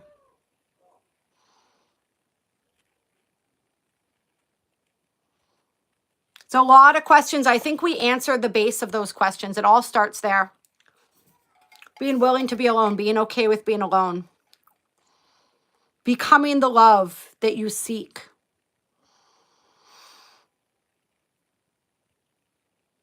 Good. I'm glad you received some helpful feedback, Girlene. Hello, 2460. Oh, Joel. There we go. Hello, Joel.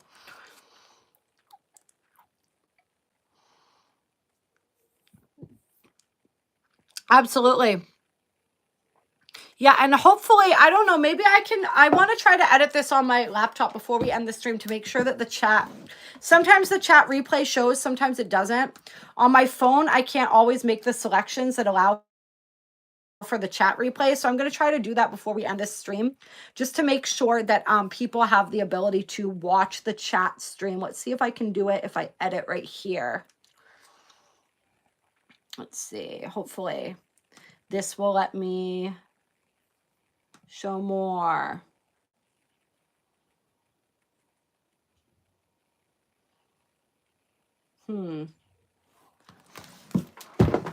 Whoops, everything's falling all over the place now. Bear with me, everyone. Let's see here. Category. Applications, concepts, chapters. I don't want that one. Let's see. No.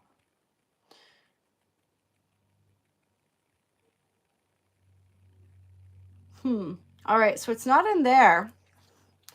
That's irritating. Let me see where else it would be. You think YouTube could just make this stuff a little bit easier? You know what I mean? Maybe edit title and description. Will it be in that one? No. All right. Yeah, I'm not sure. I would take screenshots of whatever you want to remember, because I don't know that the chat's going to be available on this one. It's so annoying. I don't know why YouTube wouldn't just always have the chat play. You know what I mean? It's so stupid. Let's see. Stream settings. Yeah, that's not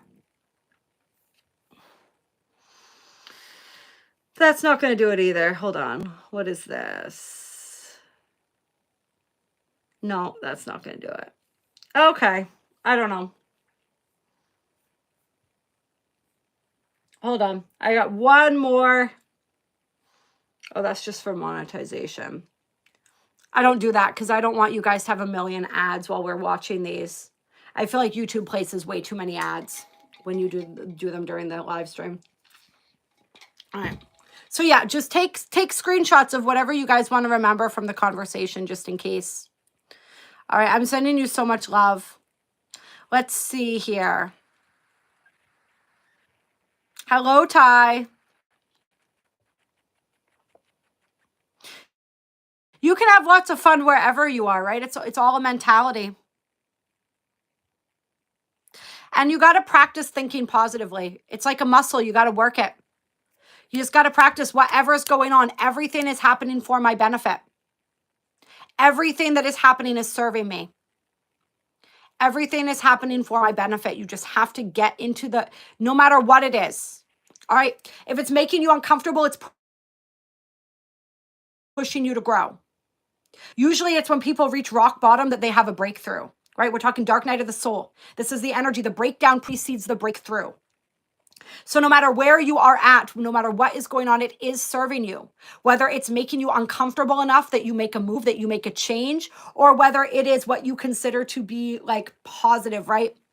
Everything is positive in the sense that it is teaching you something. It is the fuel that you need to light the fire within.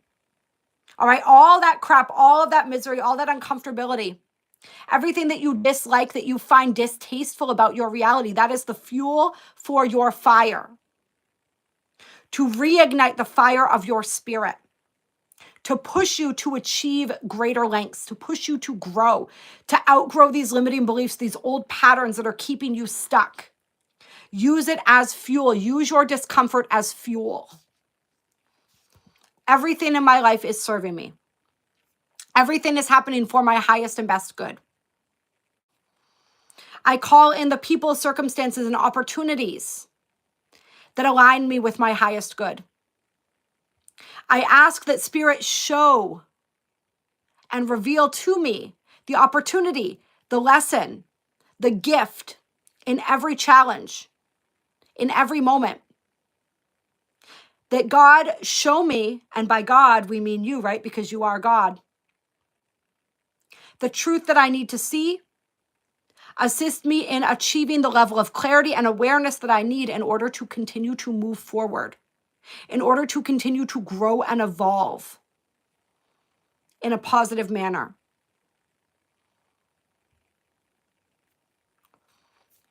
Show me and teach me in a way that I can easily perceive.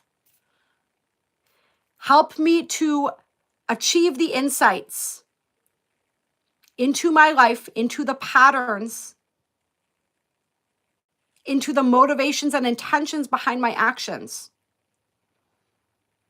And help me to understand this and understand what I need to do in order to continue to take positive action, positive empowered action, something like that. Practice speaking these things to the universe, which is you, right? Hello, Sly. Hello, Carl. It is, Stevie, but sometimes it doesn't save the chat replay, and I don't know why. It's a setting that I can't choose on my phone, but I can choose on my computer, but it's not letting me choose right now. It's fun.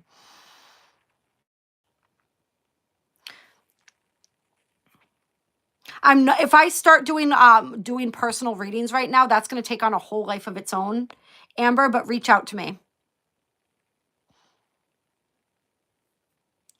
Typically there's an answer within these live streams, right? Because this is, everything is for everyone, right?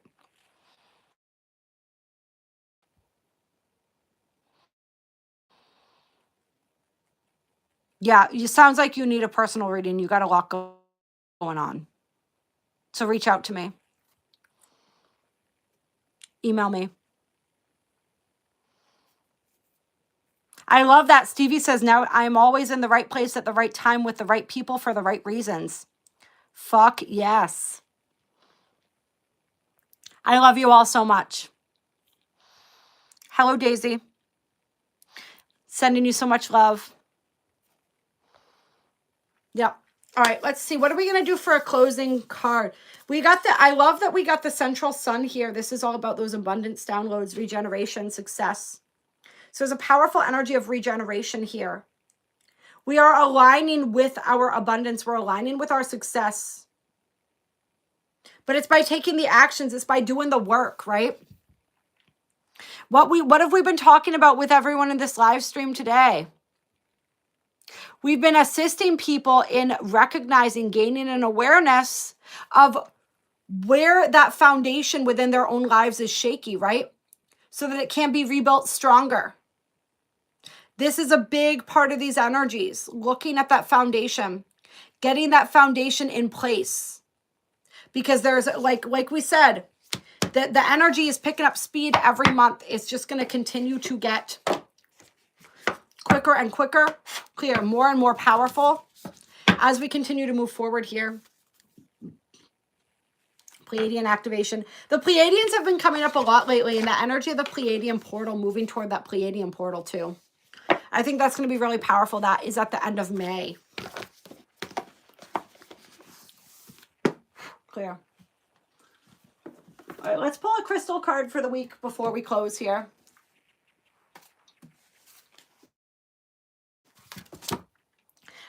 This is driving me nuts. Hold on. Wait, did I find it?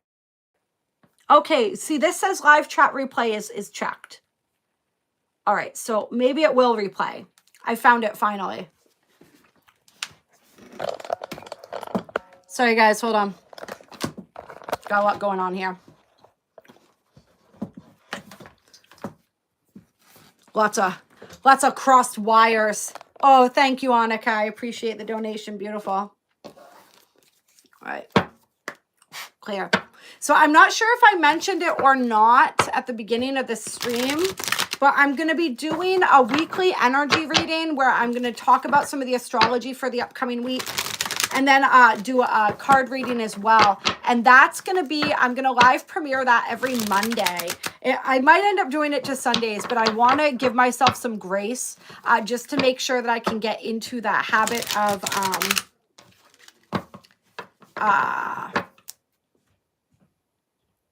getting those recorded and getting those out on time. So we're going to start with Monday. We may move it to Sundays eventually. That's going to be a live premiere. So that's going to premiere probably Monday in the afternoon, maybe around the same time that this typically does on Wednesdays. And so this is a live stream. That'll be a live premiere. So you guys will be able to chat and connect during that. So that's going to be another consistent thing that's going to start happening on this channel. Crystal for the week, or the 4-4. We have hematite coming out, spiritual grounding. So that comes in with those energies of stability with that 4 energy, the foundation, grounding, connecting. Hematite, there's a lot of colors in this card. There must be a lot more of a color spectrum with hematite than what we typically think of. Let's see.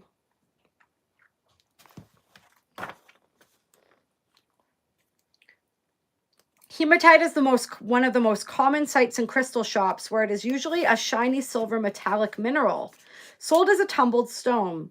However, it is able to appear in all the known physical colors of Earth, allowing its master Deva, Hamutel, the title Master of the Color Rays in Form. Ooh, interesting.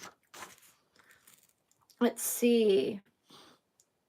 Hematite makes its presence felt at all the levels of self, from the physical to the spiritual, separating everything into levels and areas, making contents more identifiable and manageable. This ability allows true self-control and renders one able to take appropriate action in life experiences. At the emotional level, hematite is able to desensitize the emotions. This allows one to be less reactive. So if you're feeling overwhelmed by emotion, hematite might be a good crystal to work with as we're moving through this 4-4. We talked about that huge emotional release that we were feeling there. Soon the difference between thought and emotion is recognized, allowing a disciplined self to take the action truly needed. Spiritually, hematite anchors and grounds the spiritual light bodies. This is important, you guys, in a balanced manner to the physical, which is useful in shock, before and after surgery, or extremely stressful conditions, or as you're moving through a portal, right? Highly protective and activated hematite shield will reflect any undesired negativity simply through intention with its mirror surface. And that could be helpful. Remember, we had talked about that evil eye energy at one point during this reading, and this energy of like people who were secretly envious and kind of keeping things to yourself.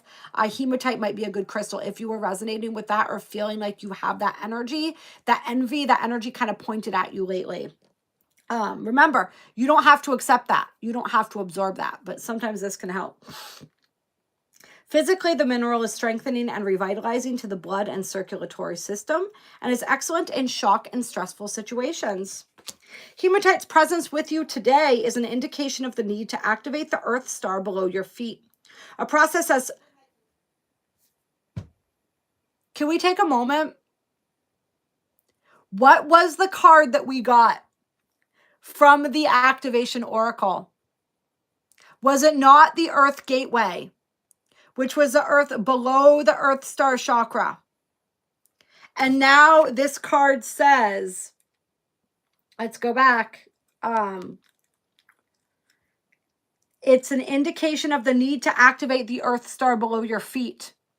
All right, so that Earth star is definitely activating. All right, and hematite's going to help with the balancing of that activation and connection to that Earth gateway.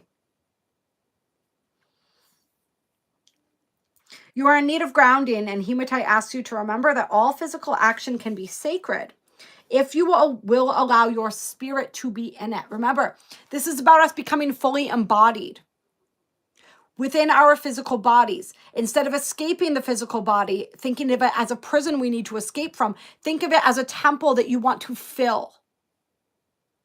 All right? Often when life seems boring and pointless physically, the spirit is learning the most important lessons. Take time to listen and accept the life you have created. I'm going to read that again. Often when life seems boring and pointless physically, your spirit is learning the most important lessons. Take time to listen and accept the life you created. From that point of acceptance, that is the point of alchemy. That's when we are then able to alchemize those circumstances. First, we must accept that we created them, and we must accept that they exist. Then we are able to begin to shift that creation. Hematite's presence may also be a symbol of the need to find balance in the mental and emotional selves and take action with your newly found non-reactive and integrated self. This is the most sacred stone at this time for contacting the ascended masters Saint Germain and El Moria. They may be calling on you. And remember, I was feeling the archangels as well, wanting to support people, wanting to connect with people during this time.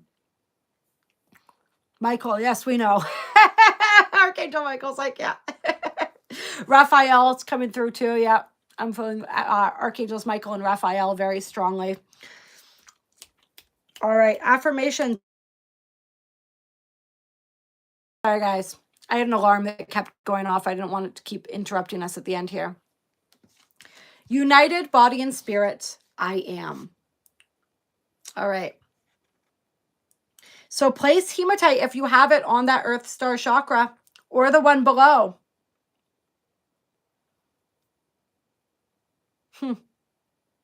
That's funny. It says that the third eye in children, it will activate extraterrestrial communication. I don't know if I want to let my children activate their own, or my child activate his own extraterrestrial communication. I don't think I want to activate that for him by using crystals to amplify that connection. I don't know. That's funny. Ooh, it also says that hematite activates the heart meridian in the body and is sacred to Mayan Indians at the left hand, where it holds many secrets. So holding it in the left hand to activate the heart meridian in the body. And we're talking about the heart being the portal to the fifth dimension. So that's powerful. Activating that heart meridian, that heart channel within the body. Ty says, don't let your kids talk to aliens. I mean, if they're already talking to them, it's one thing. I'll teach them how to do it safely and to make sure he knows who he's talking to. But I'm not trying to initiate that contact. Like, everything in its own time and at its own pace, all right? Maybe that'll help you connect your own inner child too, if your inner child wants to connect to the Pleiadians or something like that, working with the hematite. That's at the third eye.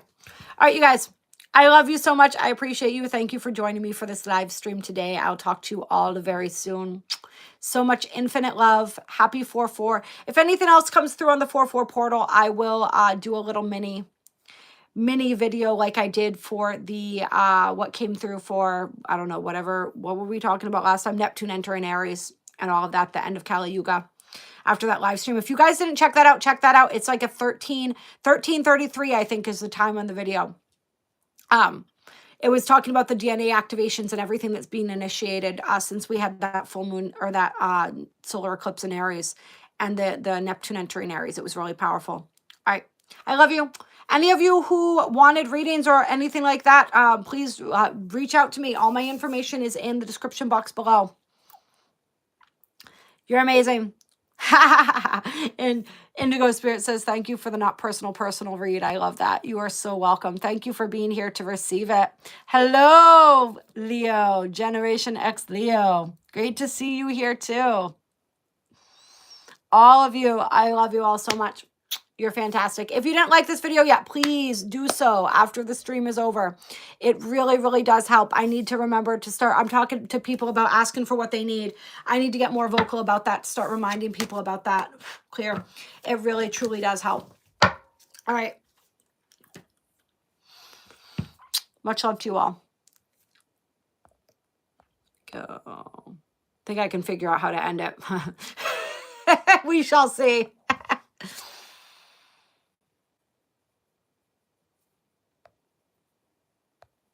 Oh, Ben, I'll answer your question real quick. Ben Stiller. Haha. At this point in my life, I've learned to, if I want a tattoo for a year and my mind hasn't changed, then I know that it's time to get it. So I would say, think about it for a year. I definitely got a couple spur of the moment tattoos, like some of these, the lotuses and stuff on here that I wish I hadn't gotten. And those are there now. There's nothing I can do. You know what I mean? I can go over and I can black out my arm, or I'm looking. I'd like to at least get it fixed and do something with it at some point, because I'm not a big fan. I mean, I love the Ankh with the Eye of Horus. That was my first tattoo. I absolutely love that. But then some of the other stuff I just got because I was like just in that addict mode of wanting to experience another tattoo. And I wish that I didn't. So yeah, that's my new rule, is if I want it for a year, then I'll get it. I already have my next like 5 or 6 tattoos planned out, so we'll see. Are you asking if I'm a Generation X or a millennial? Okay. I am, I believe what they call an elder millennial. I'm right on the cusp there. I was born in 86.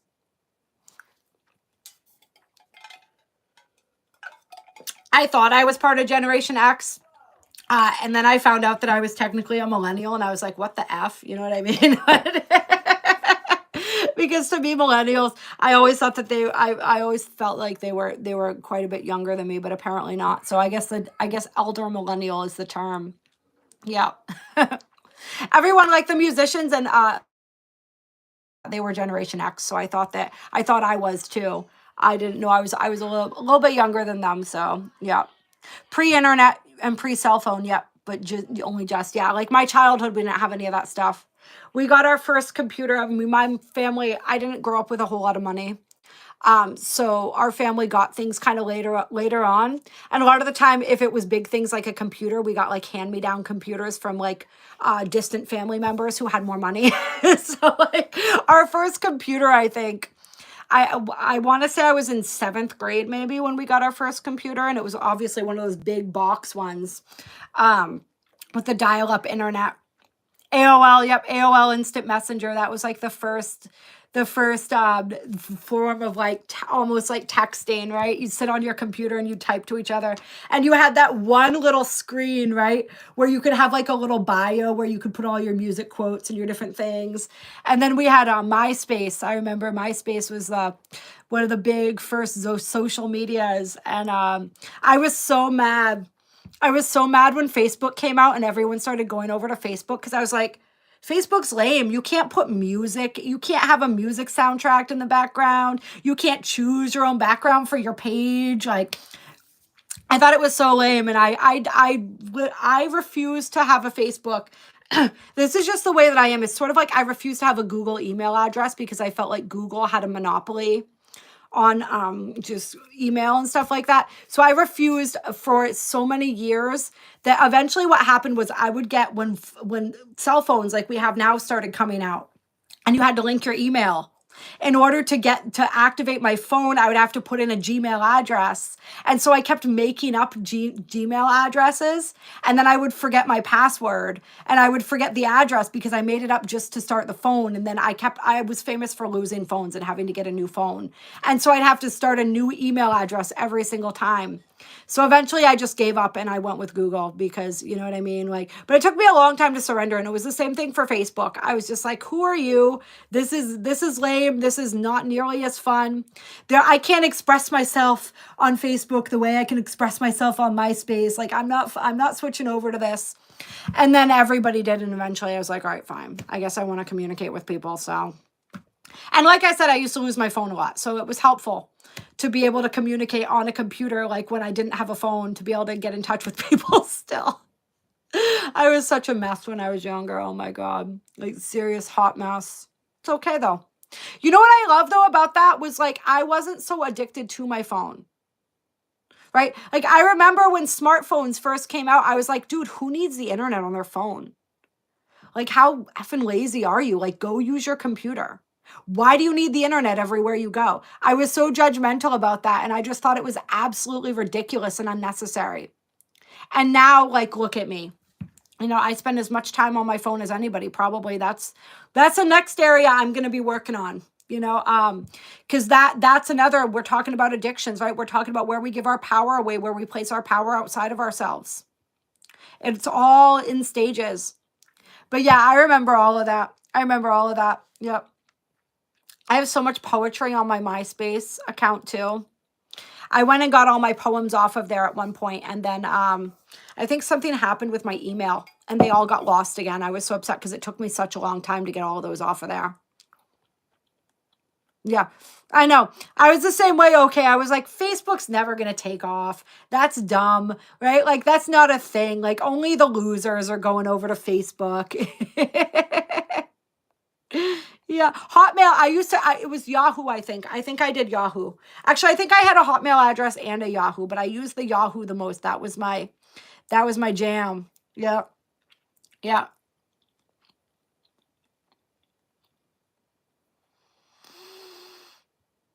Oh, interesting, Daisy Cutter. Yeah, when people weren't afraid of everything. Absolutely. I also like the fact that like there are no photos recorded of me for the most part in my younger years. Like in my really wild years, people didn't have a phone in their camera in their pocket all the time. You know what I mean? There weren't like when I was in my teens, right? Like only people who had money had cell phones. And when I was in my early 20s, like we barely had cameras on our phones. You know what I mean? And people weren't posting everything up to the internet. It wasn't until I got into my mid 20s that started really being a thing. You know what I mean? Maybe it was a little bit in my early 20s, but I just wasn't. The people, the situations I hung out in, it was very much like a no flash photography kind of scene. You know what I mean? Like, you didn't take a lot of pictures. It's like an unspoken rule. You know what I mean? Yeah. Yeah, Tara says no, thank God no phones when I was in college. Exactly. And not being constantly contactable. Yeah, seriously. Yeah. Yeah. There was a lot of beauty to a lot of that. And I feel sad for a lot of kids today that they don't have any of that, you know? And all the extra pressures of social media. I mean, obviously, social media has been a beautiful thing for me in a lot of ways, as far as being able to connect with all of you. And as a vehicle to continue to do some of the things that I love to do. But, like, I'm so glad I didn't grow up with that in the same way. You said you felt Aries energy from me today. That's right. We're channeling that vibe, man. Yeah. Oh, I love you, Daisy Cutter. You're so sweet. Had a beeper. I never got a beeper. I didn't get a beeper or pager. Or pager and beeper, are those the same thing? That was like, I was a little bit too young for that when that came out. I think I was like in middle school when the beeper thing or the pager thing was a big thing. And like I said, it wasn't a money thing, we couldn't really afford those types of things. I bought myself my first cell phone when I turned 18 and got my own cell phone contract. Before that, it was like, we got a landline, use it. It was pretty much the energy of my house. Yeah. Hello, Curtis, by the way. Yeah. Exactly. It's all about self-control and self-discipline. That's what we're learning. That's what we're mastering. It's a huge part of this journey. All right. You guys, you got me there. You distracted me with the generational thing and all of that. So, but we're gonna end this live stream now. Love you so much. All of my beauties from all of our different generations and ages. We got a 79 baby in here. Loving that. Yeah, exactly. The whole texting thing. Now it's like, I hate it when people call me. I mean, there are certain people that I know just can't deal with texting. And I don't like texting really long conversations back and forth with people. I'll only do that like throughout the history of my life. Like if I'm doing that with you, you're probably a boy that I like. Otherwise, that ain't happening. Typically speaking, there's only been like certain, I shouldn't call them boys, but maybe I should. I don't know. Love interests, we'll say, what I did that with. For most people, I'm just like, I like it to be short, to the point. Like, I don't even need the niceties when I'm texting with people. You know what I mean? It's just like, send me what you need to say. What do you need to know? Let's cut to the chase. Let's have an ABC conversation. Really simple, really easy, right? Just say, I'm one of those people who's famous for like texting people and not even starting with a, hey, how you doing? Just like getting right to the question or what it is that I need to know from people. You know what I mean? Because I'm not about all the fluff. And that's it. That's it. If it's going to be a really long drawn out thing, then it does need to be a phone conversation, because it's just like, you know. But mostly I'm a hermit these days anyway. I don't have long phone conversations with people usually. I wish that I did, because like I said, most of my friends don't live close to me. So I mostly just don't talk to them hardly ever, because I'm not a phone person anymore. You know what I mean? I'm like if it's a casual conversation, it's like, I'll text you at 2:00 something, and then you'll text me back at 5. And then, you know what I mean? Like that kind of a thing. Yeah. No fluff. Exactly, Hanukkah. That's the Mars and Capricorn, Taurus, Sun, Virgo, Moon energy right there. Like, let's get down to brass tacks. Let's take care of business. And like, we don't need to drag this out. Oh, hello, Brick City Richie. Nice to see you. Nice to meet you. All right. Got a boomer on here. Love it. Love it. Love it. We're spanning multiple generations here, which is absolutely beautiful. Multiple continents, multiple generations. That's what it's all about. All right. Third time's the charm. I love you all so much. Thank you so much. I will see you. Oh, next week. Next week, the live stream is going to change. I think I mentioned this at the beginning of the stream. No, I mentioned the Patreon was going to be on Friday. So the live stream is going to be on a different day too. I'm still trying to figure out whether it's going to be on Tuesday or Monday, because I have stuff going on at the end of the week.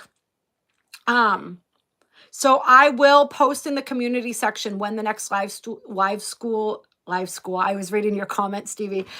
Live stream is going to be, and then I'll set it up ahead of time so you can see it as like a premiere, like waiting as well, sort of leading up to, so that you guys know. So it's going to be, hello, Sparsh.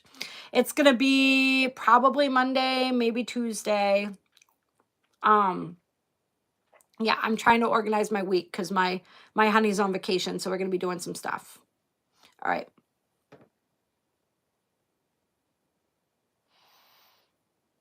Yeah, YouTube does weird stuff, Daisy Cutter. Sometimes if you unsubscribe and resubscribe, you'll start getting notifications again. Yeah, I don't know. The internet here, I think, is mostly okay in the United States, but I mean, who knows? You know, everything, we're just going with the flow here. You know, we're just taking it day by day. Money transfers only need 4 days now. That energy is going to switch as aspects of the banking system switch around, as we adopt different types of cryptocurrency to help facilitate those transactions, like XRP. All right. Because it doesn't need to take that much time. We have the technology. It's just, you know, our systems are dinosaurs. You know, embracing the new age. Everyone's got to make sure that they can capitalize and make as much money as possible before starting to switch over to better technology. Clear. So that's kind of what's going on right now. All right. I love you guys.